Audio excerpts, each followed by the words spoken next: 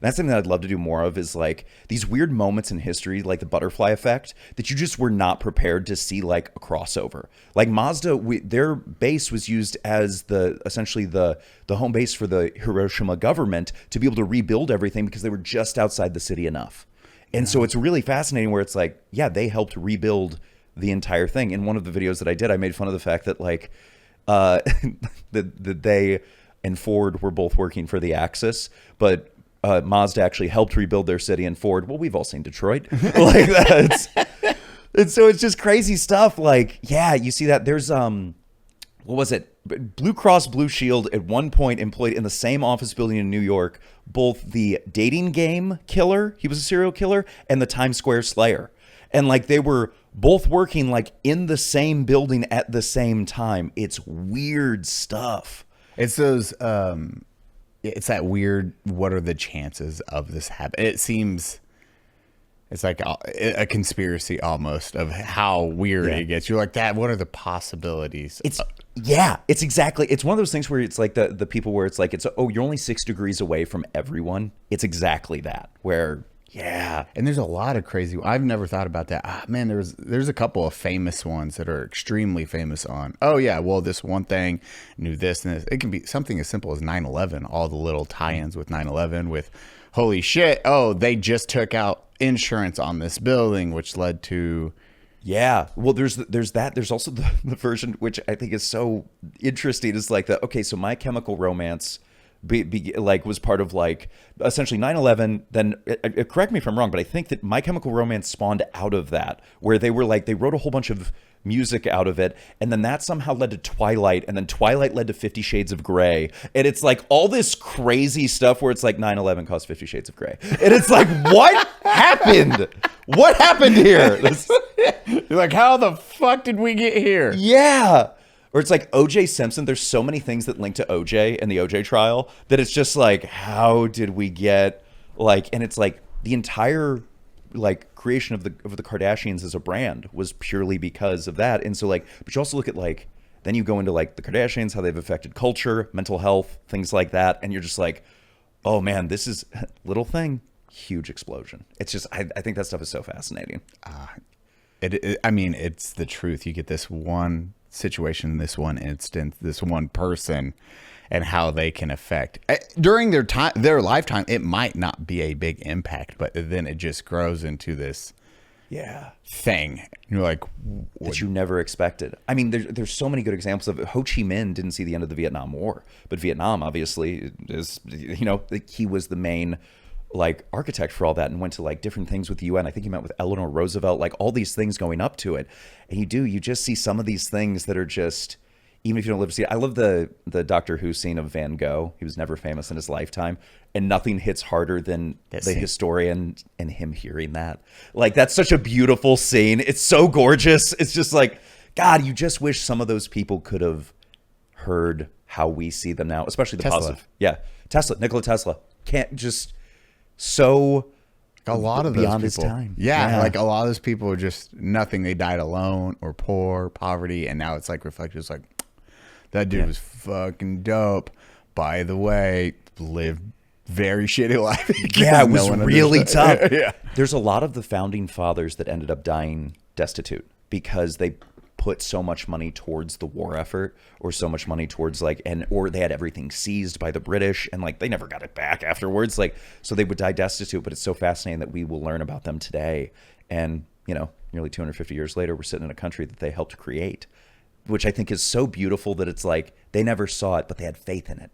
And I love that. It's do you ever watch Red versus Blue? Yeah, dude. I was the one that did the VFX on one of their movie they did. No way. Laser Team? The Red versus Blue movie trailer where they did. Oh my gosh. I'm a huge Rooster Teeth fan. And so went to RTX when I was like really young. And then I actually went to the last one they did, but I was invited as a guest, which was the most surreal stuff coming along. Was he? So this whole thing, Rooster Teeth short. This is so surreal for me. This is so cool. Who was he? Some called him a hero. I called him my friend. He's assembling an army. If we don't stop him now, there won't be any universe left for us to save. Then we're gonna need some help. Listen up, cupcakes. I did the VFX for all.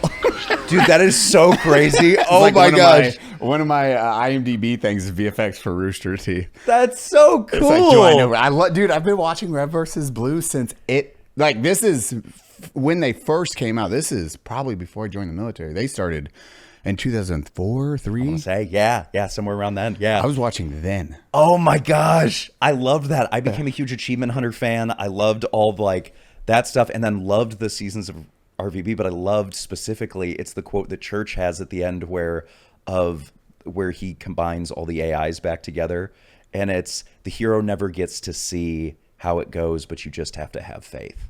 And I think that's it's so beautiful. It's so good. Yeah. That's such a beautiful line. Yeah. Dude, that's fucking wild. Man, I just had someone. Oh, Lincoln. Even that little. Like like so Abraham Lincoln, Wilkes Booth. Very familiar. Yeah. Yeah. So it was John Wilkes Booth, famous actors. So the Booths were the famous actors at that time. How crazy is that? Like, that's like if Brad Pitt shot like the president right now. Yes. You know what I mean? Like, that's the craziest thing. Yeah. And then one of the Booths is the one that saved Lincoln's son and pulled him off the train. Yes. And then they had an interaction and all that stuff. And you're like, literally 3 degrees where they all interacted in some way or another. And as you said, that is the level of fame the Booths were, is this Brad Pitt. And that's what happened. You're like, it would be so insane. There's the thing is there's so much of a history that because we don't have the context for it, or we can't even fathom it, that we don't understand how crazy it must have been. Like there's so many moments like that across the board that are just like, wow, wait, who was that to them? They were like, who would have that been in the social sphere of it all? It's just, it's so crazy. Dude, going back to the Mazda thing, you said it sent the car or wheel flying? Sent the car flying, he had a driver. So it was 70th or 80th birthday. And so in Japan, it is customary to get a birthday haircut. So he goes in to the town center of Hiroshima and gets his haircut, and then he's leaving, going back outside.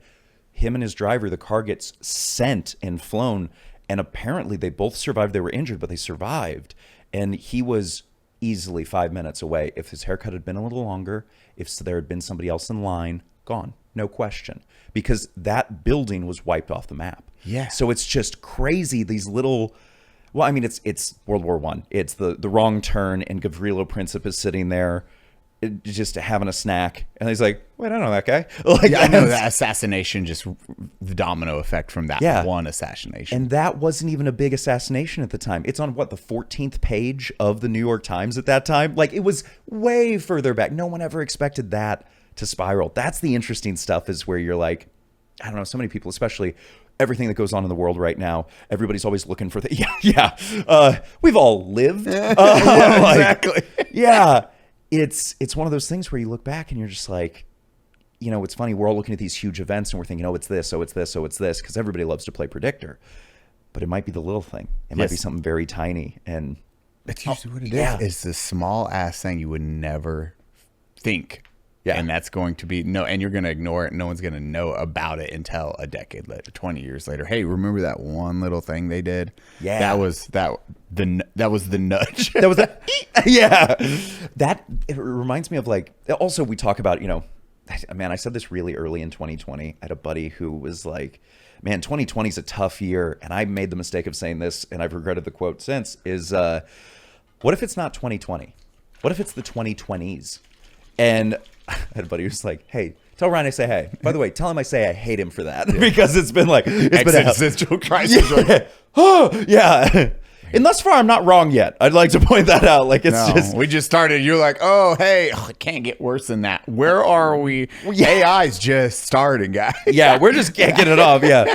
People keep mentioning things called drone swarms. I'm not loving that yet. The other thing is funnier to me, did you play Black Ops 2? Oh, I did. Yeah, massive. Yes. Yeah. Dude, too much of it was too on the nose. That was...